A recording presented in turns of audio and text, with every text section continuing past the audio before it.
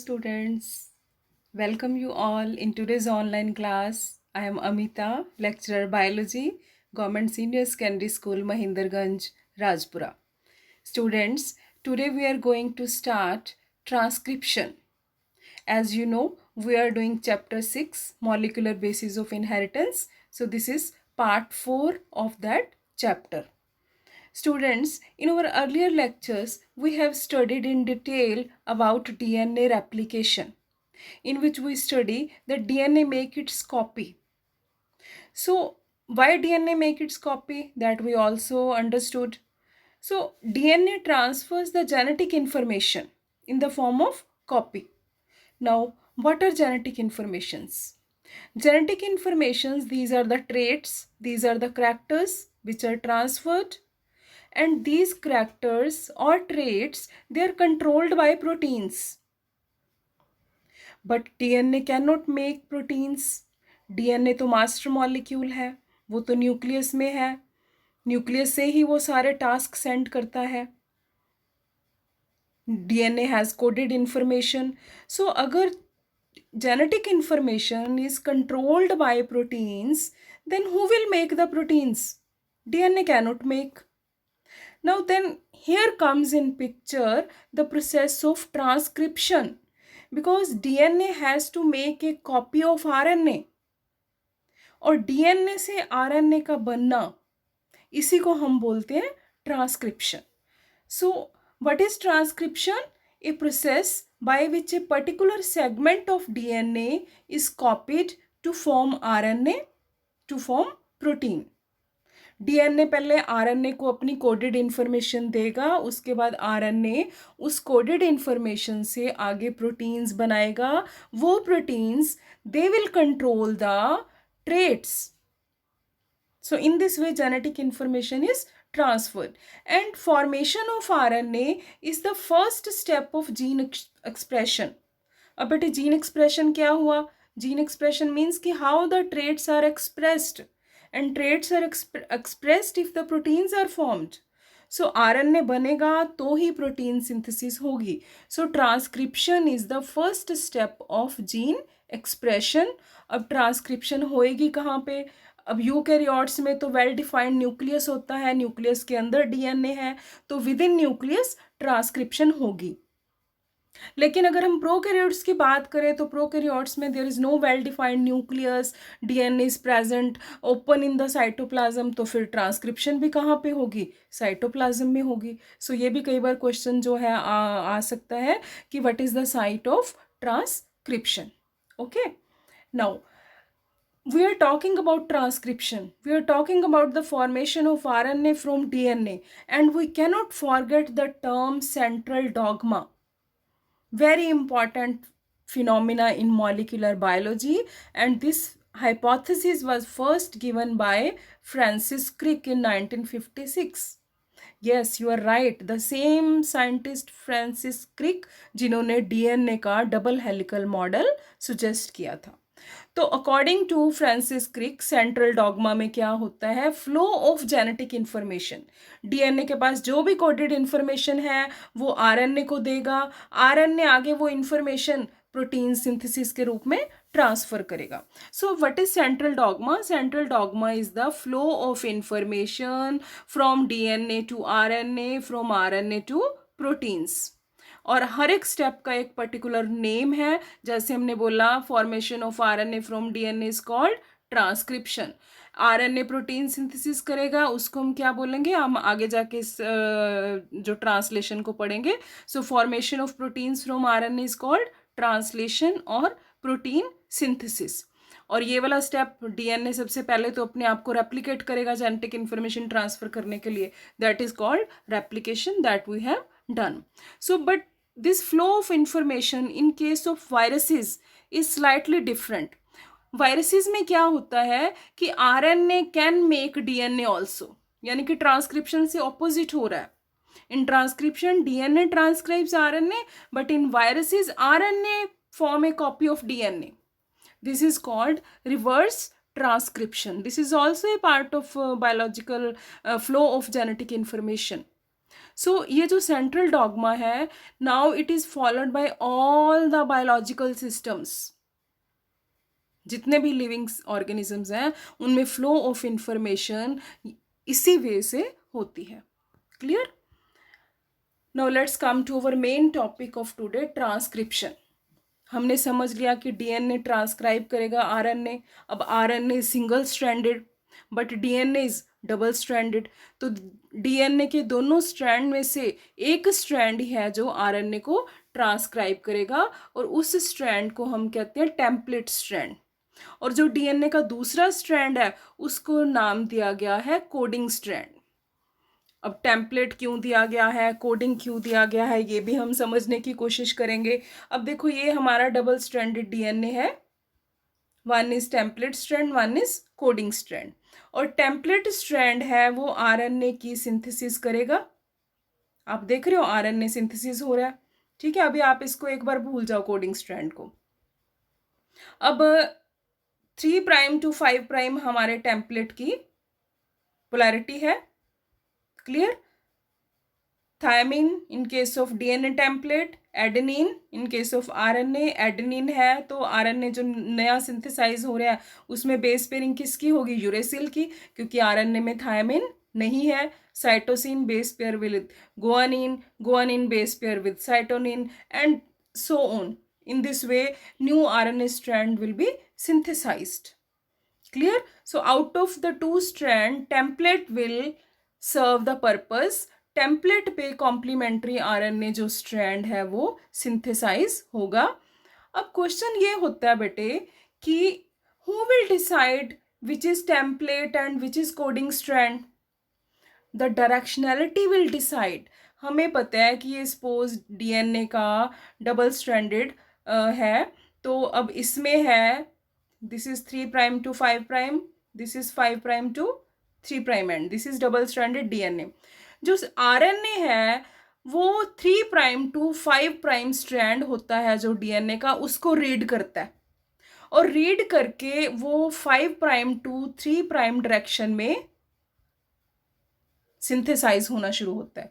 सो अब हम कह सकते हैं कि जो स्ट्रैंड है आरएनए सिंथेसाइज कर सकता है उसको हम क्या बोलते हैं, टेम्पलेट स्ट्रैंड बोलते हैं। और उसके जो ऊपर वाला स्ट्रैंड है उसको हम क्या बोलेंगे, कोडिंग स्ट्रैंड बोलेंगे।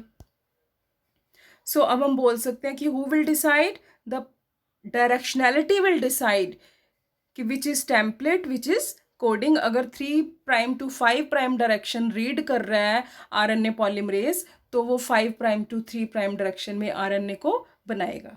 Clear? Now the second question might comes in your mind कि why only one DNA strand act as template to transcribe the RNA. अब देखो, हमारे पास दो स्ट्रैंड्स हैं डीएनए के। Clear? This is 5', this is 3', complementary 3', 5'। Clear? अब हम यहाँ पे बेस पेयर्स भी लिख लेते हैं, A T C ji. Clear? अब हम सपोज करते हैं कि ये वाला स्ट्रैंड आरएनए को सिंथेसाइज कर रहा है, सपोज कर रहे हैं हम, ठीक है। चलो पहले हम इस पे ही करते हैं क्योंकि आरएनए 3' को रीड करते हैं। So here it is T A G C. Now it will synthesize RNA, adenine, thymine, क्योंकि आरएनए के पास थायमीन नहीं है तो यूरेसिल ऐड होगा, cytosine, guanine. This is over one RNA strand. अब दूसरा स्ट्रैंड कह रहा है कि मैं भी सिंथेसाइज करना है, एडेनिन। दूसरा स्ट्रैंड आरएनए का सिंथेसाइज हो रहा है, यहाँ पे क्या आएगा, थायमीन नहीं है तो यूरेसिल, एडेनिन, गुआनिन, साइटोसिन। अब दो स्ट्रैंड्स आरएनए के बन गए, एक हमारे पास ये वाला स्ट्रैंड बन गया आरएनए का और एक हमारे पास ये वाला स्ट्रैंड आरएनए का बन गया। अब दो स्ट्रैंड्स आरएनए के बन गए हैं तो दोनों अपना अपना काम करेंगे, दोनों प्रोटीन्स बनाएंगे। एक टाइप की प्रोटीन बनाएगा, दूसरा दूसरे टाइप की प्रोटीन बनाएगा।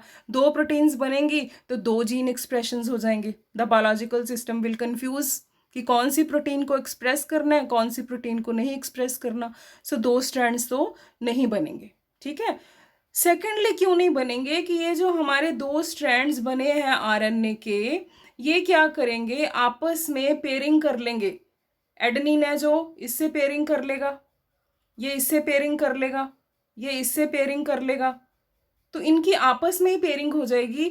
तो हमारे पास फिर क्या मिलेगा, हमें तो डबल स्ट्रैंडेड आरएनए मिल जाएगा। हमें तो चाहिए ही नहीं double stranded RNA.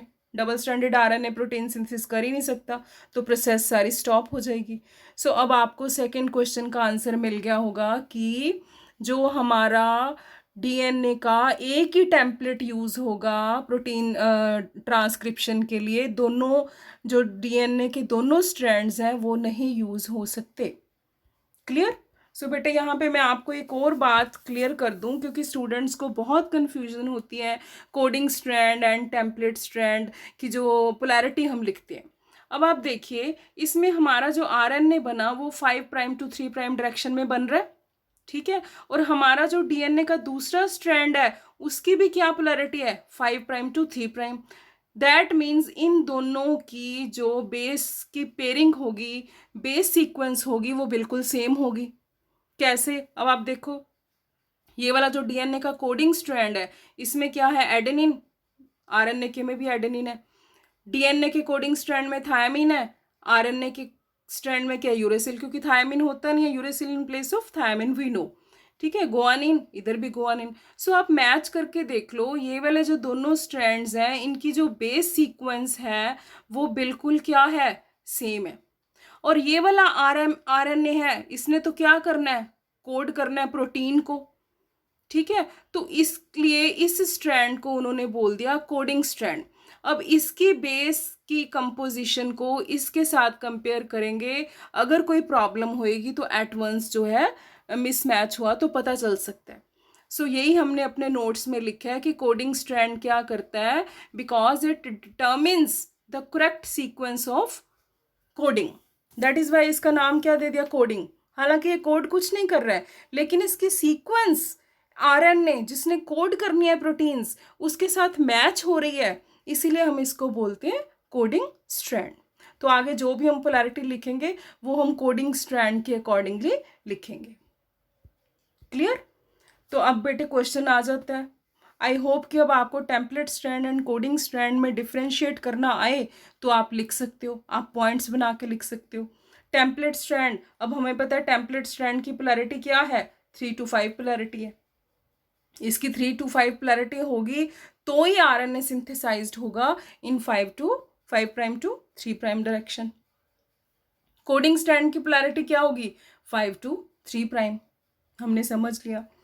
Template act as a strand where transcription starts, transcription template strand पे ही होएगी। और coding strand does not code for any region of the DNA during transcription. Coding strand का ट्रांसक्रिप्शन में कोई काम नहीं है, जस्ट इससे हम बेस की जो कंपोजिशन है with the newly synthesized RNA उसकी कंपैरिजन कर सकते हैं। Clear? So this is the difference between template strand and coding strand. Okay, now actual process कैसे होती है। अब डीएनए का जो सेगमेंट ट्रांसक्राइब करेगा, ठीक है, उसको हम बोलेंगे ट्रांसक्रिप्शनल यूनिट। बेटे अब ध्यान से सुनो, मैंने बोला कि डीएनए का एक सेगमेंट, रेप्लिकेशन में हमने क्या किया था कि पूरे का पूरा जो डबल स्ट्रैंडेड डीएनए था वो ओपन होता जाता है, जैसे जैसे ओपन हो रहा है रेप्लिकेशन होती जाएगी। लेकिन इसमें क्या होएगा कि whole of the DNA is not transcribed, only a segment is transcribed। जितना बायोलॉजिकल सिस्टम को चाहिए उतना ही आरएनए बनेगा, उससे ज़्यादा नहीं बनेगा। तो the stretch of DNA that is transcribe to RNA is called transcriptional unit. ये वाला डायग्राम बेटे आपकी बुक में भी बना हुआ है, ठीक है। हम इसको अब देखते हैं कि ट्रांसक्रिप्शनल यूनिट में क्या क्या साइट्स हैं। 3 इंपॉर्टेंट रीजन्स होती हैं ट्रांसक्रिप्शन यूनिट में, हम आगे देखते हैं। Promoter, structural gene and terminator. This is the transcriptional unit, this is the segment of DNA जिसने आरएनए को सिंथेसाइज करना है। अब इसकी 3 साइट्स कौन सी हैं, चलो देखते हैं हम क्या साइट्स हैं। फर्स्ट इज प्रमोटर साइट, ये आप देख रहे हो प्रमोटर साइट है। It is the region on the DNA where transcription start, इस रीजन से ट्रांसक्रिप्शन स्टार्ट होएगी। और इस रीजन पे बेटे कुछ खास डीएनए की सीक्वेंसेस होती हैं जिनको बोलते हैं टाटा सीक्वेंसेस या टाटा बॉक्स। टाटा टाटा वाला टाटा नहीं, Tata means thiamine adenine sequences यहाँ पे ज़्यादा होंगी, अराउंड 100 to 1000 बेस पेयर्स इसके थायामीन एडेनिन के हो सकते हैं। क्लियर? तो इसीलिए इसको टाटा बॉक्स भी बोल देते हैं।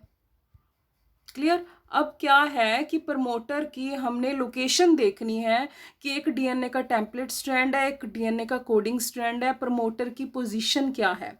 सो ध्यान से देखो, promoter is attach to the 5 end of coding strand. अब हमारा कोडिंग स्ट्रैंड कौन सा है बेटे? ये 5 प्राइम टू 3 प्राइम डायरेक्शन में जा रहा है हमारा कोडिंग स्ट्रैंड। ठीक है, कोडिंग का ये 5 प्राइम एंड है। ठीक है, ये कोडिंग का 3 प्राइम एंड है। जब भी हम 5 प्राइम एंड की बात करेंगे हम अप स्ट्रीम वर्ड यूज करेंगे, आपकी बुक में लिखा हुआ है। कई बार स्टूडेंट्स को समझ नहीं आता कि अप स्ट्रीम क्या है, डाउन स्ट्रीम क्या है। कई बार ये स्टूडेंट्स ये वाला वर्ड स्किप भी कर देते हैं। अगर स्किप भी कर देते हैं नो प्रॉब्लम, इसमें कोई मिस्टेक नहीं है, लेकिन यू हैव टू अंडरस्टैंड कि अप स्ट्रीम का मतलब क्या है। Upstream means 5 prime end. ठीक है, so promoter is attached to the 5 prime end of coding strand, that is upstream, and 3rd prime end of, ये जो ऊपर 3rd prime end of template, that is downstream. Clear? So ये थी promoter site. Second जो site है transcriptional unit की, वो कौन सी है? Structural genes. These are the structural genes. Actually they will make the RNA or proteins. So structural genes prokaryotes में polycistronic होते हैं and eukaryotes में they are monocistronic. अब हमें ये भी समझना पड़ेगा what is polycistronic, what is monocistronic. So पहले आप समझ लीजिए, second unit of transcriptional unit, second site is structural genes. Okay, चलो हम देखते हैं कि पॉलीसिस्ट्रॉनिक एंड मोनोसिस्ट्रॉनिक क्या है। ये ट्रांसक्रिप्शनल यूनिट है हमारा, this is promoter, this is the second part structural genes. अब स्ट्रक्चरल जीन्स क्या करेंगे? आरएनए सिंथेसाइज करेंगे, आरएनए प्रोटीन सिंथेसिस करेगा। अगर स्ट्रक्चरल जीन्स ओनली 1 प्रोटीन का सिंथेसिस करते हैं, 1 type of polypeptide, then they are called monocistronic, then they are called monocistronic. Clear? In case of eukaryotes. ठीक है, सो अगर ये वाले स्ट्रक्चरल जीन्स हैं, they will synthesize more than 1 polypeptide, then those genes are called polycistronic in case of prokaryotes. So this is the difference between polycistronic and monocistronic gene. And what is a cistron बेटे? ये पूरे का पूरा जो मैं आपको एक segment दिखा रही हूँ, ये एक cistron है. These are the structural genes. They are cistron, which codes for a protein. The gene that codes for a protein is called a cistron.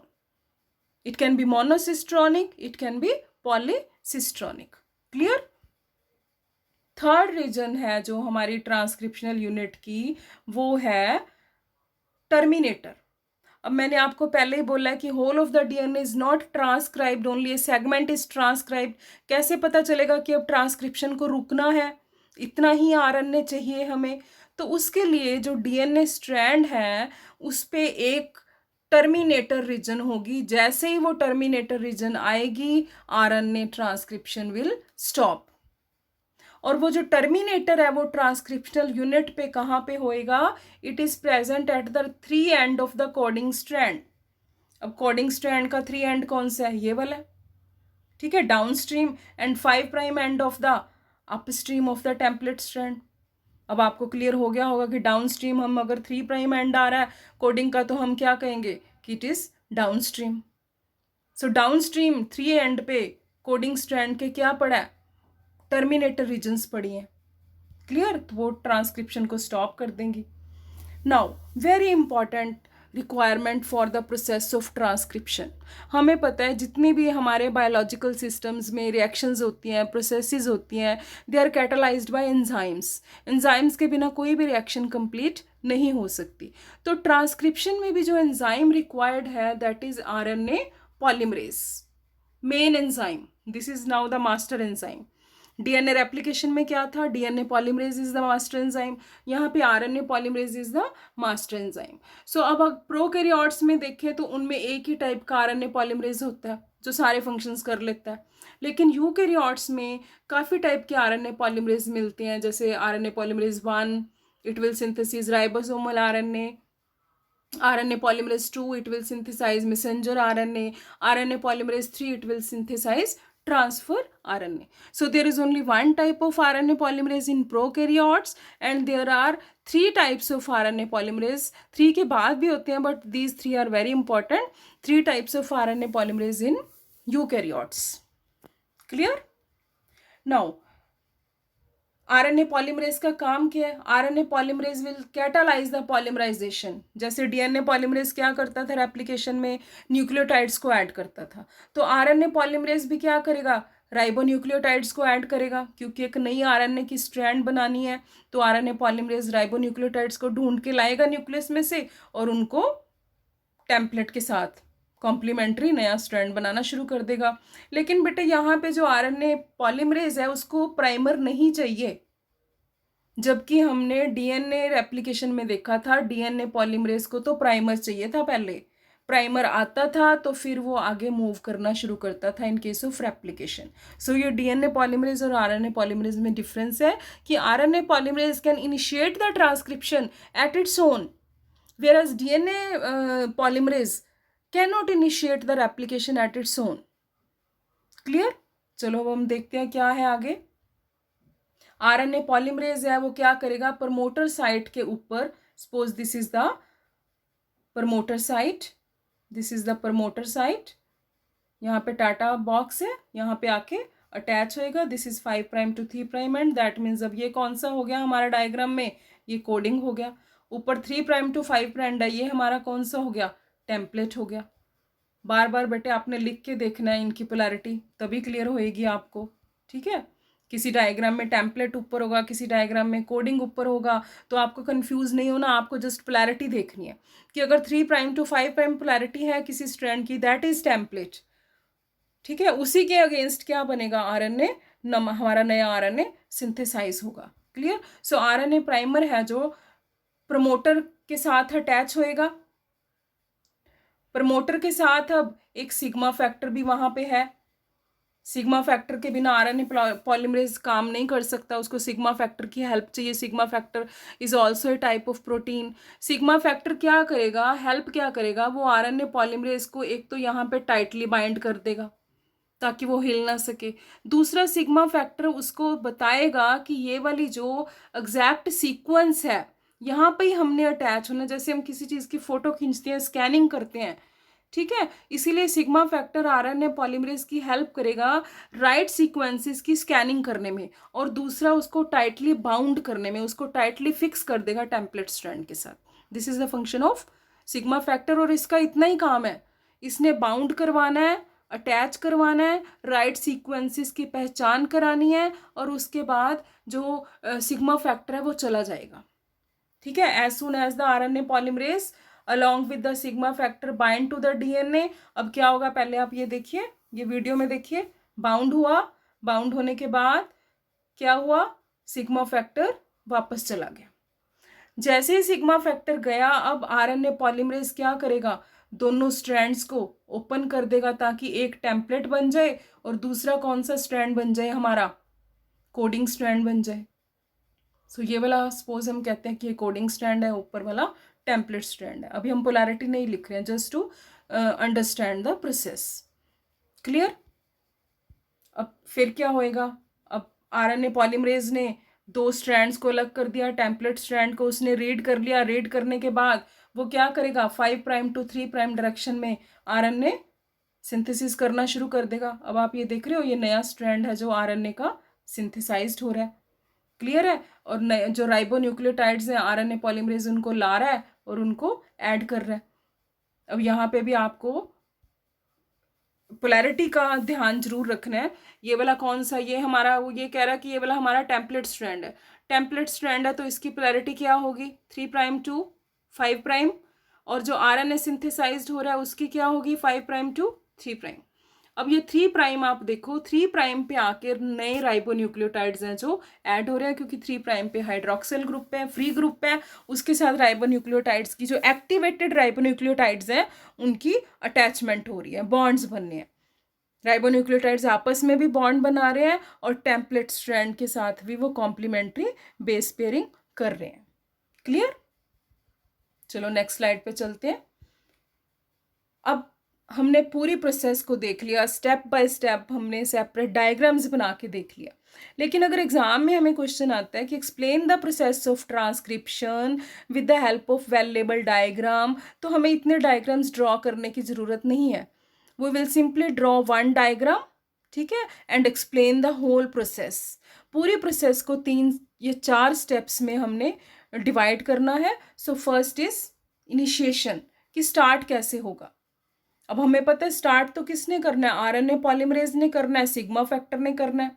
तो फर्स्ट स्टेज क्या आ गई, when the RNA polymerase promoter complex binds to the promoter gene in the DNA, हमें पता है template strand पे आके RNA polymerase attach होएगा, सिग्मा फैक्टर उसकी हेल्प करेगा, टाटा बॉक्स पे अटैच होएगा, स्कैनिंग होएगी राइट सीक्वेंसेस की, सिग्मा फैक्टर वापस चला जाएगा और ये आप देख रहे हो आरएनए की चेन है जो वो स्टार्ट हो जाएगी बननी। This is initiation. Initiation means start होना।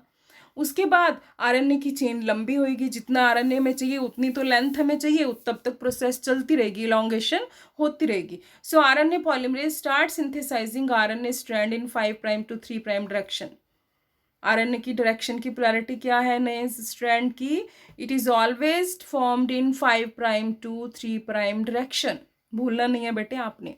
इसके साथ साथ ये क्या करेगा, आरएनए पॉलीमरेज प्रूफ रीडिंग भी करेगा, जैसे डीएनए पॉलीमरेज प्रूफ रीडिंग भी करता था कि अगर कोई मिसमैच, कोई राइबोन्यूक्लियोटाइड गलती से बेस पेयरिंग गलत हो गई है तो आरएनए पॉलीमरेज एट वंस उसको करेक्ट करके राइट बेस पेयरिंग करवा देगा।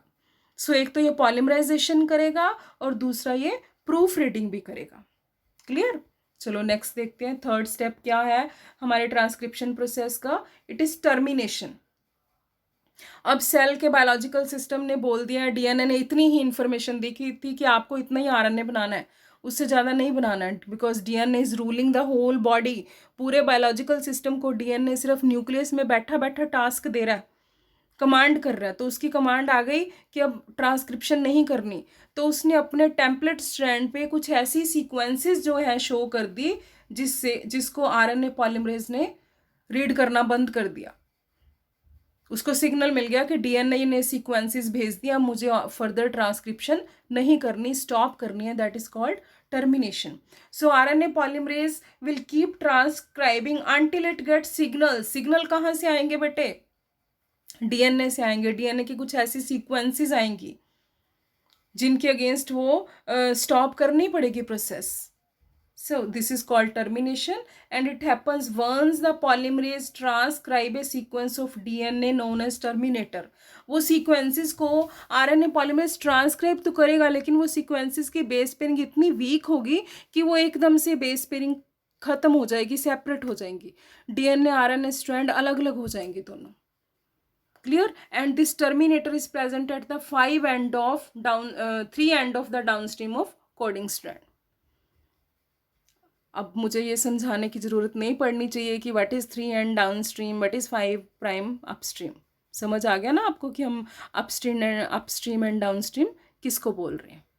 क्लियर? सो ये वाला डायग्राम आप बना सकते हो अगर आपको 5 मार्क का 6 मार्क का क्वेश्चन आता है, या आपकी बुक में जो डायग्राम बना हुआ है वो भी आप बना सकते हो। इसके साथ जो है ये वाला डायग्राम अगर आप बनाते हो तो आपको 2 डायग्राम्स जो भी मैं आपको दिखाने वाली हूँ वो भी ऐड करने पड़ेंगे।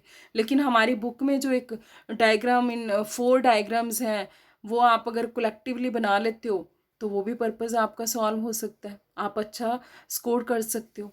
ठीक है, चलो अब हम देखते हैं ये वाली पूरी की पूरी आप जो मूवी देखोगे ट्रांसक्रिप्शन किया, जिसमें क्या टर्मिनेशन आ गया, टर्मिनेशन फैक्टर, जैसे ही टर्मिनेशन सिग्नल आया आरएनए पॉलीमरेज ने प्रोसेस स्टॉप कर दी।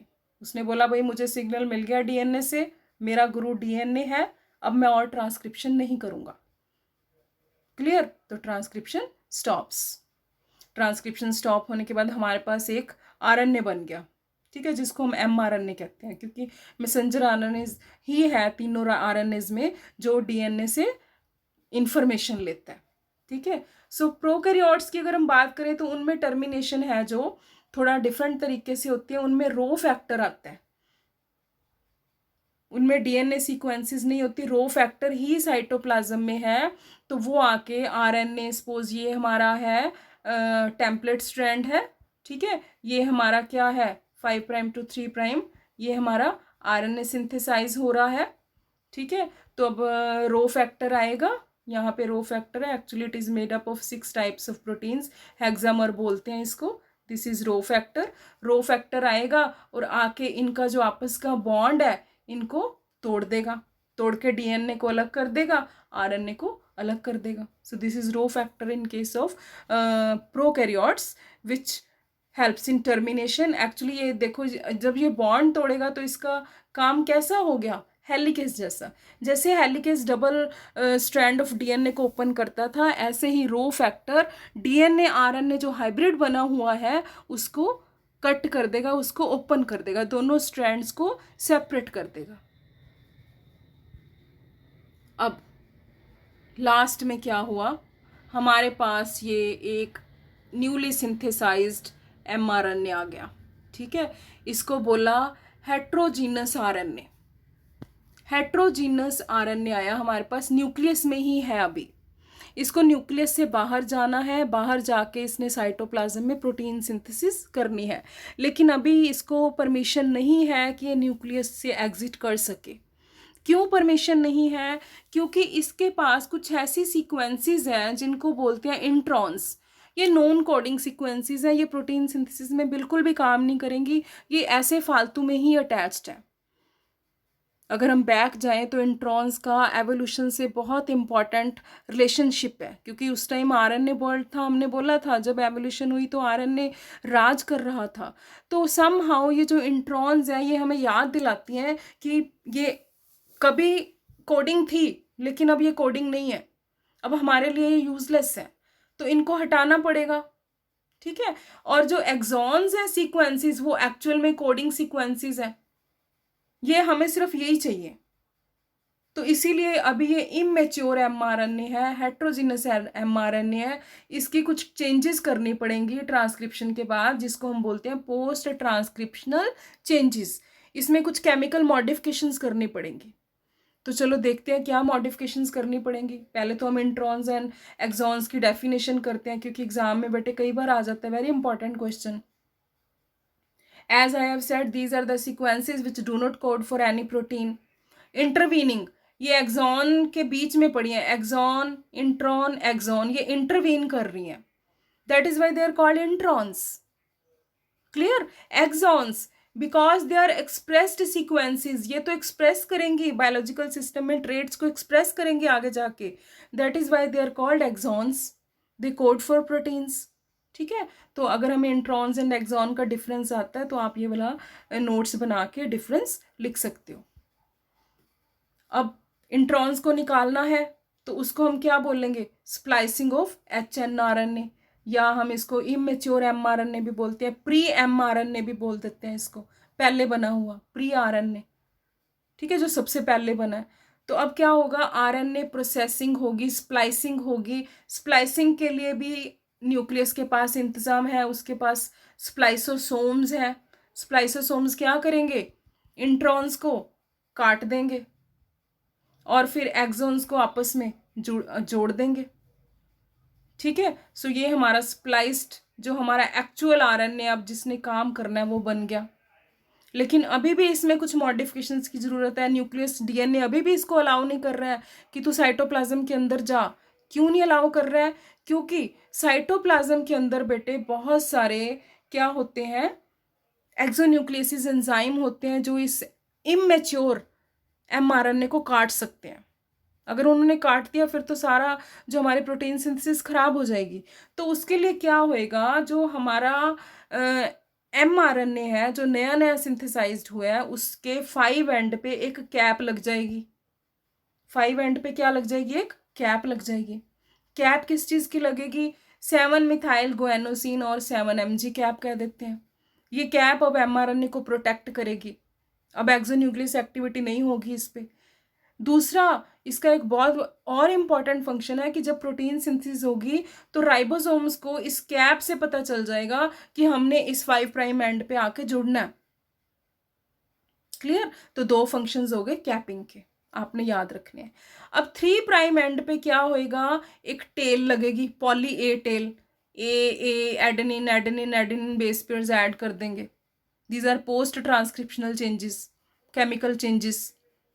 ठीक है, तो पॉली ए टेल का भी सेम फंक्शन है। एक तो ये प्रोटेक्शन देगी जो नया नया mRNA बना है, और इसको स्टेबिलिटी देगी। So this is the function of poly A tail and this is the function of capping. Very important, exam point of view से दोनों क्वेश्चंस बहुत इंपॉर्टेंट है। What is the function of capping and tailing? Clear? अब जब capping and tailing हो गई तो now the mRNA is fully ready. Nucleus से एग्जिट मारता है, एग्जिट मार के साइटोप्लाज्म में आके ये प्रोटीन सिंथेसिस करता है। That will be our next topic, translation. So हमने ट्रांसक्रिप्शन को यहीं तक अच्छी तरह से लर्न करना है। और बेटे, मैं हर वीडियो में आपको बोलती हूँ कि आप वीडियो को बार बार देखो। जहाँ पे भी आपको कोई कन्फ्यूज़न लगती है, आप पॉज करो, उसको जूम करो और कॉपी पे अपने नोट्स बनाओ। जितना आप रिटन